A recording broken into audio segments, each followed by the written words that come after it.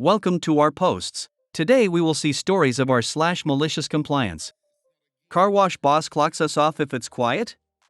We'll make sure it stays busy. I'm an undocumented Mexican immigrant.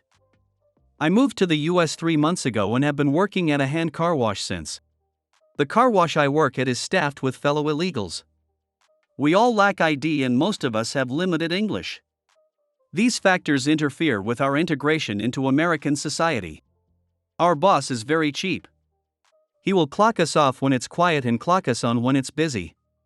Sometimes we'll work 25 minutes, then wait 15 minutes unpaid in the staff room. We still have to stay on site the whole day though. I guess that is to be expected at a business like a car wash which has very thin margins. What did we start to do? We simply started to work slowly and perfectly when it's quiet. We'll work at half speed. We'll wipe down all the windows and tires, even if they are clean. We'll wash the underbody and engine bay. We'll wash the brake pads. We'll wash the door jambs with a sponge. We'll clay treat all the cars. We'll apply armor all on all surfaces, even non-visible ones like the engine bay. We'll even vacuum the spare tire bay. All in all, we'll work very thoroughly when it's quiet.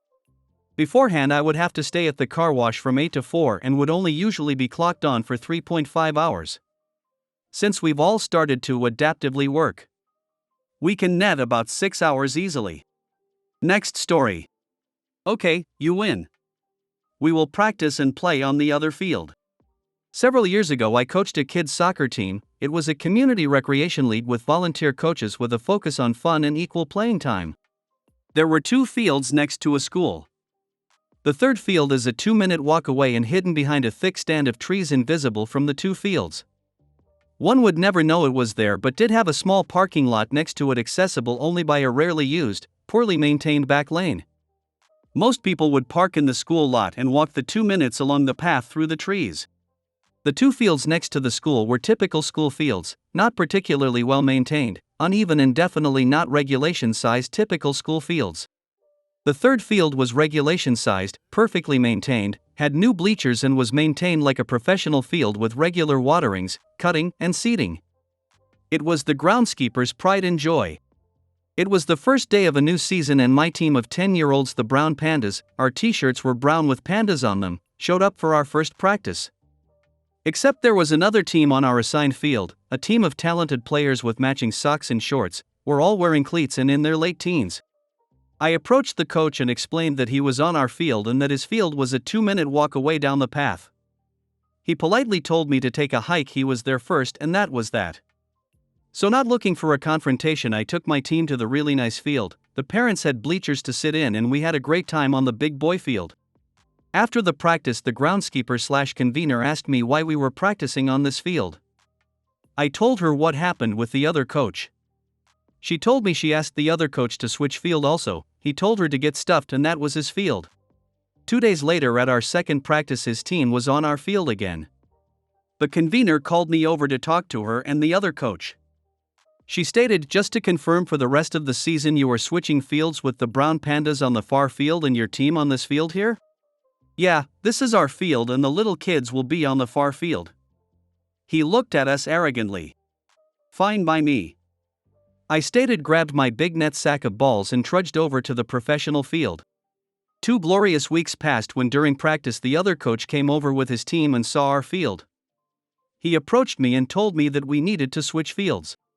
I laughed in his face. Go get the convener over so we can discuss. I turned my back on him and probably did something like tie a kid's shoe or dry some tears. Remember, they were 10-year-olds. His team started trying to use our field. One of the Brown Pandas was scared of the bigger kids and started crying. A couple of parents stepped in and started shooing them away before one of the 10-year-olds got hurt. He returned with his entire team and the convener. She was beaming. She asked him if he remembered our conversation of 2 weeks ago. He started to argue. She told him that we were keeping with the terms of that agreement and to go back to his own field. Go on. Scoot. I remember her saying. We had our first game the next week. All the Brown Panda parents were in attendance watching their children playing soccer on a beautiful field with semi-comfortable seating and a working scoreboard. As we left, we walked by the other team playing on a muddy, undersized field. They eventually changed their game dates and times so they could use the big field but had to practice on the old field. The brown pandas never had to set foot on the older field all season. Next story. Passenger abuses me, the bus driver? Enjoy walking 4 kilometers home. I'm a bus driver. Passengers have to press a stop button if they want the bus to stop at the next stop. Pressing the stop button flicks on a huge banner on the front of the bus, along with making a loud buzz. There are multiple stop buttons on the bus. The condition of buses are quite bad here, some of the stop buttons are faulty. It's usually not a big deal as passengers can see if the banner is flicked on, and if it's not, the passenger can just press another button or verbally tell me to stop. However, it just doesn't register with some passengers that there is a huge, visible, and audible banner. Unfortunately, these same passengers tend to lose their minds easily. It was 9:30 p.m. and I was driving between 2 large suburbs, let's call them Sunnydale and Riverdale. A passenger must have pressed the stop button but it didn't register on the banner. As I drove past the stop, he yelled, "OIYAF king dog, why ain't me stop d CKHAD?" I apologized and tried to explain to him that the button must have been faulty and that I would drop him at the next stop. I told him that I could not drop him off on the side of the road because I would get in trouble from the bus company as they have GPS tracking whenever I open the bus door. The passenger just yelled, "Stop talking crap and open the door." I stopped at the next stop, about 500 meters ahead, but the passenger yelled, "Just go to Riverdale mate, I ain't walking." Now, what the passenger didn't know was that since Sunnyvale was a bigger town, the last bus from Sunnyvale to Riverdale was later than the last bus from Riverdale to Sunnyvale. He would be stranded at Riverdale, 4 kilometers away from his stop. So I kept driving to Riverdale, as the passenger requested. I dropped him and the other passengers off and closed the door. I could see him checking the posted timetable on the bus stop. I put my bus into gear and pulled out. I heard him exclaim, "Hey wait," as I did so. Unfortunately, I could not have dropped him back to his stop even if I wanted to. I have a strict schedule and change route numbers after each trip. My schedule now was to fill up the bus with diesel and head back to the depot. I filled up my bus and headed back to the bus depot. As I drove back, I saw him walking on the side of the road. From 500 meters to 4,000 meters. Next story. You want to cut in line? All right.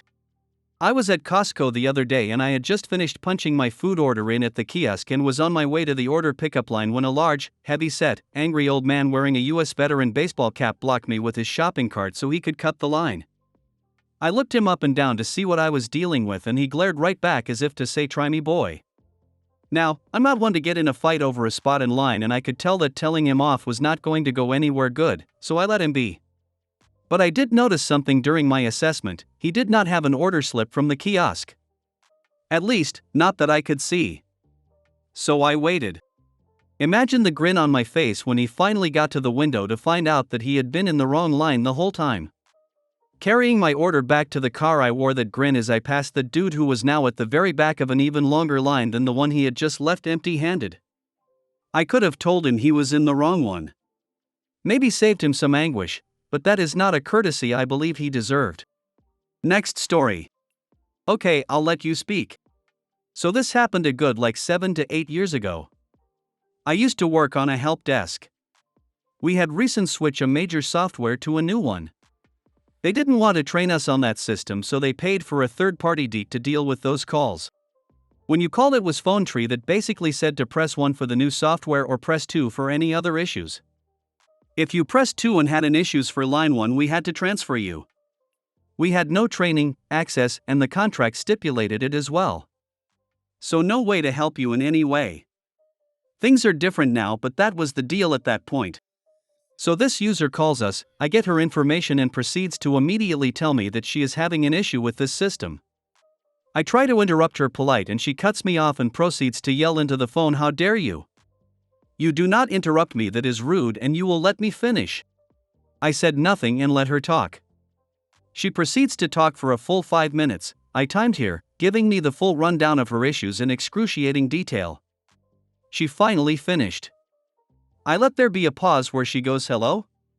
both to annoy her a bit and to make sure she is actually done.